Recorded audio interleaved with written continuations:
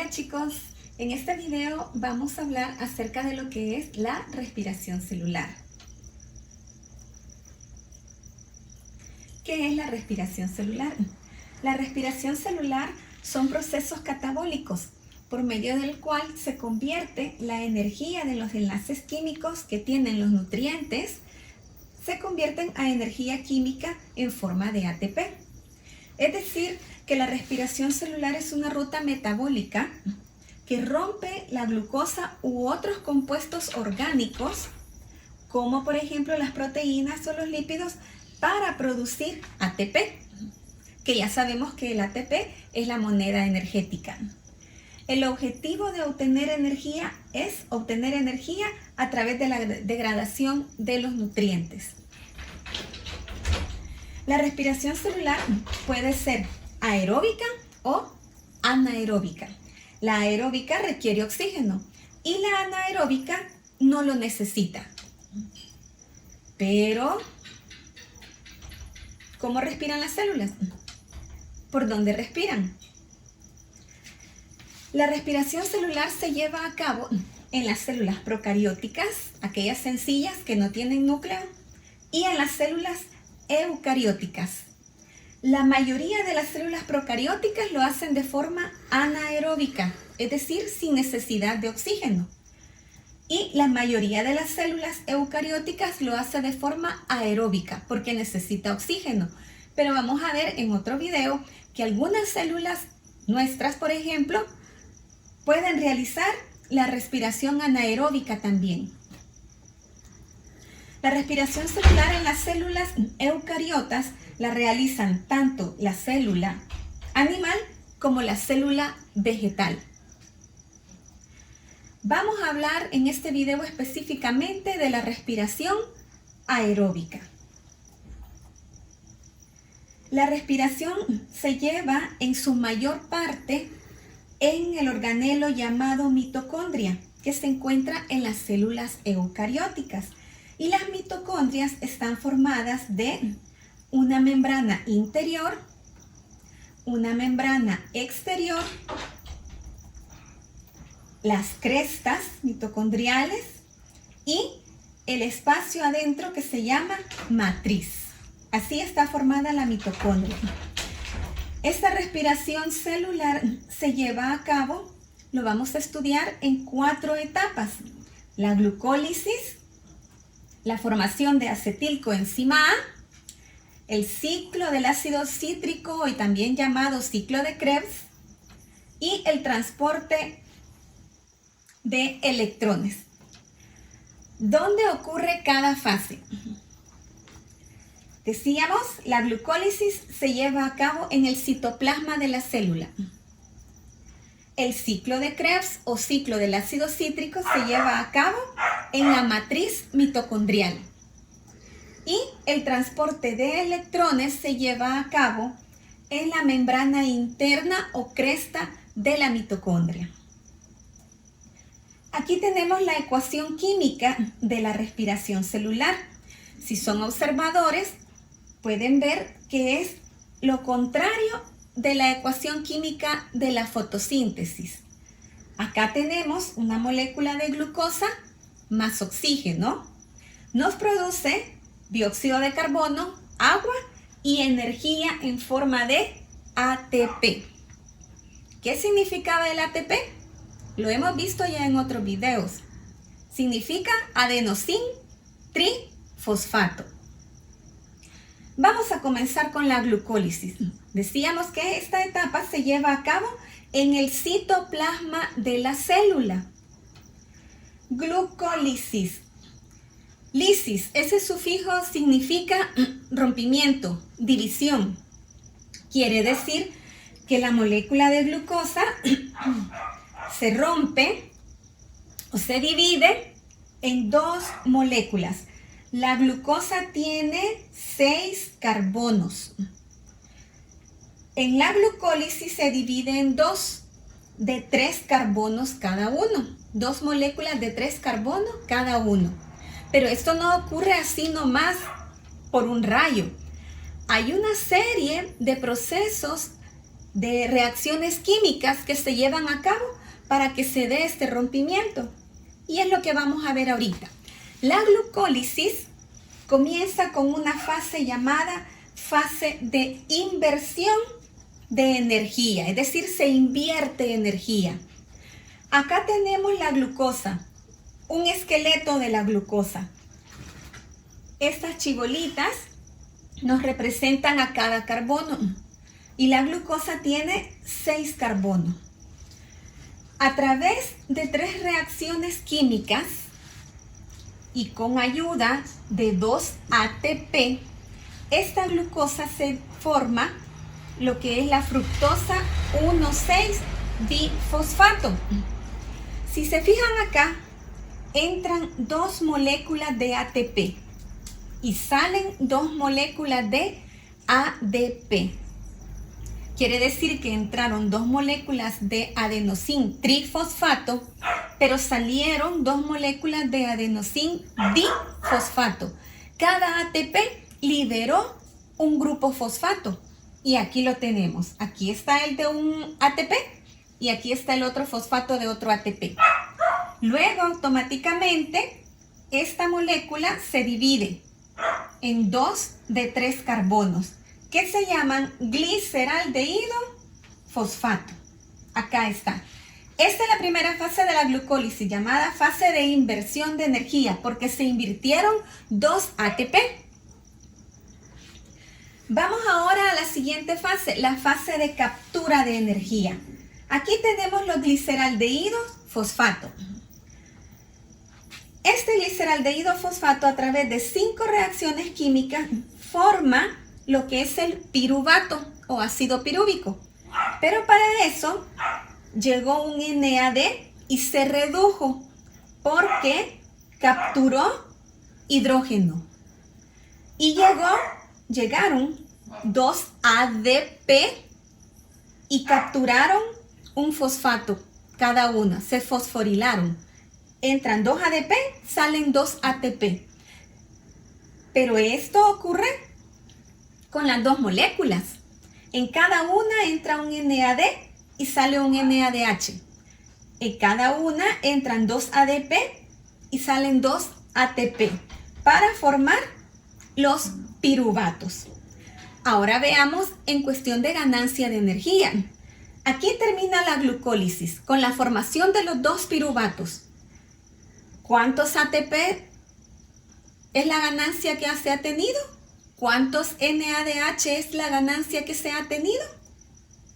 El rendimiento neto de la glucólisis son 2 ATP y 2 NADH. 2 ATP, pero si aquí dice 2 y 2 son 4. Sí, pero estamos hablando de la ganancia neta. En la primera fase de inversión se invirtieron 2 ATP. Entonces, aunque aquí se ganan 4, hay 2 que son para recuperar los 2 que se invirtieron. Como que ustedes compraran un vehículo en $2,000 y luego lo venden en $4,000. Les dan $4,000, pero su ganancia neta son $2,000. Algo así es acá, ¿verdad? Se formaron 4, pero la ganancia neta son 2. Vayan anotando, vayan contando. Glucólisis, se forman 2 piruvatos, se ganan 2 ATP y 2 NADH, porque esto es lo que nos interesa acá en la respiración celular. Vamos con la siguiente fase. Esta etapa es rápida. Aquí tenemos el resumen de lo que es la glucólisis, la fase de inversión y la fase de captura de energía. Pasamos ahora a la segunda, formación de acetilcoenzimo A. Resulta que el piruvato o ácido pirúvico no puede entrar así nomás a la matriz mitocondrial. Entra a la mitocondria, pero no puede entrar a la matriz. Entonces, antes de pasar a la matriz, hace esto. Esos piruvatos tienen 3 carbonos. Entonces, cada molécula de piruvato que se ha producido al final de la glucólisis, entra a la mitocondria y es sometido a una descarboxilación oxidativa.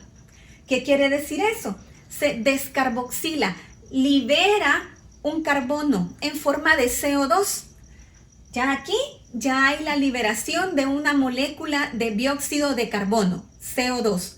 Entonces, si el piruvato tenía 3 carbonos, ahora solamente va a tener 2. Y llega otro NAD y sale un NADH. Se reduce.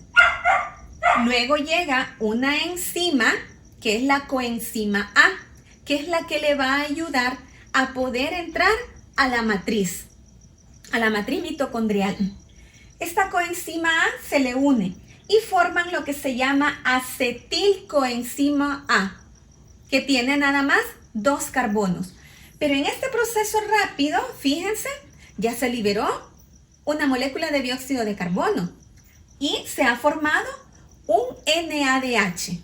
Cuenten, anoten. Ya teniendo el acetilcoenzima A,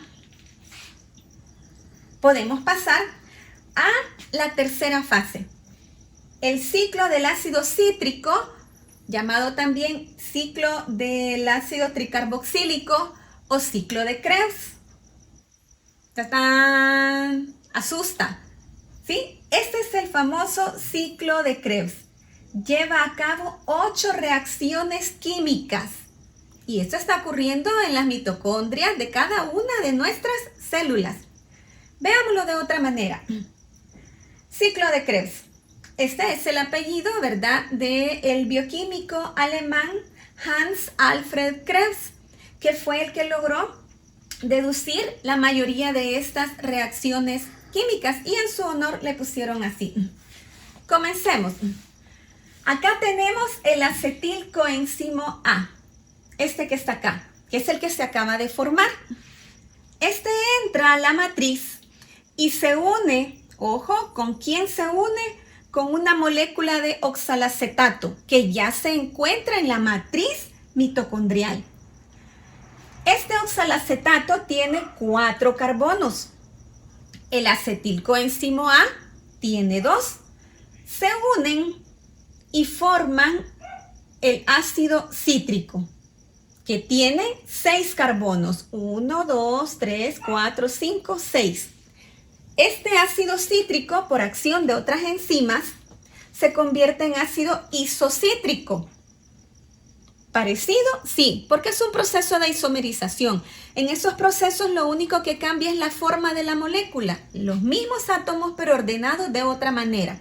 Entonces se convierte en ácido isocítrico. Este ácido isocítrico, comenzamos a contar, llega acá un NAD y forma NADH y se libera un CO2. Entonces acá pierde un carbono y se convierte en ácido alfa-cetoglutarato, que ahora tiene 1, 2, 3, 4, 5 carbonos. Ese alfa-cetoglutarato recibe también la visita de un NAD, se forma otro NADH, libera otra molécula de dióxido de carbono y forma el succinilcoenzima A. Ahora, este succinilcoenzima A recibe la visita de un ADP o de un GDP. Son sustancias similares. Lo que cambia es que el ATP o el ADP tiene adenosín y el GTP tiene guanina. Y forma un ATP o un GTP, que es prácticamente lo mismo. Y se forma el ácido succínico. Este ácido succínico recibe la visita acá de un FAD, que también se reduce porque se lleva, ¿verdad? Captura unos hidrógenos. Y ahora tenemos ácido fumárico.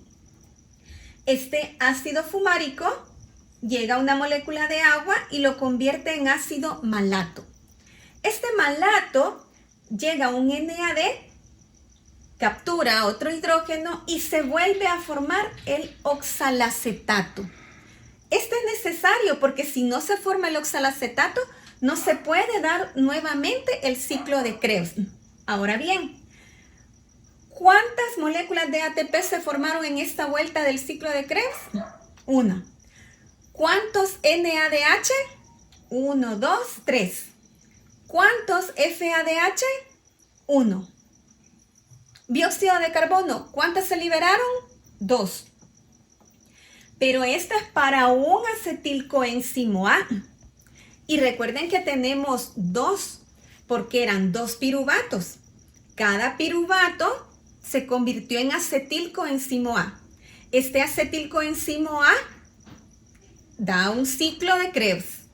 Este otro también. Es decir, cada uno cumple su vuelta. Entonces hay que multiplicar por 2 lo que tenemos acá. En total, en el ciclo de Krebs serían 6 moléculas de NADH, 2 moléculas de FADH, 2 ATP y se liberan 4 dióxidos de carbono. Este dióxido de carbono, fíjense, es el dióxido de carbono que nosotros exhalamos.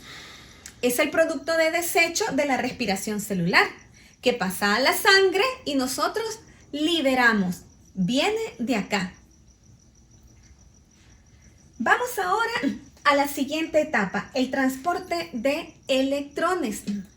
Este se lleva a cabo acá, en la membrana interna de la mitocondria. Y aquí, a esta fase, es donde vienen a dar todos los transportadores de electrones, todos los que se redujeron, los NADH y los FAD. Todos ellos vienen a participar, porque acá es donde convierten a ATP. ¿Qué es lo que sucede acá? Aquí tenemos la membrana interior de la mitocondria.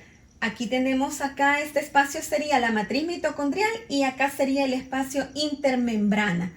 Como que acá estuviera la exterior y esta es la interior. Estos NADH vienen y a través de estas proteínas que se llaman sistema 1, liberan electrones. Y cuando liberan los electrones, también entran los hidrógenos. Entonces, al liberar electrones, se pasan los hidrógenos para acá.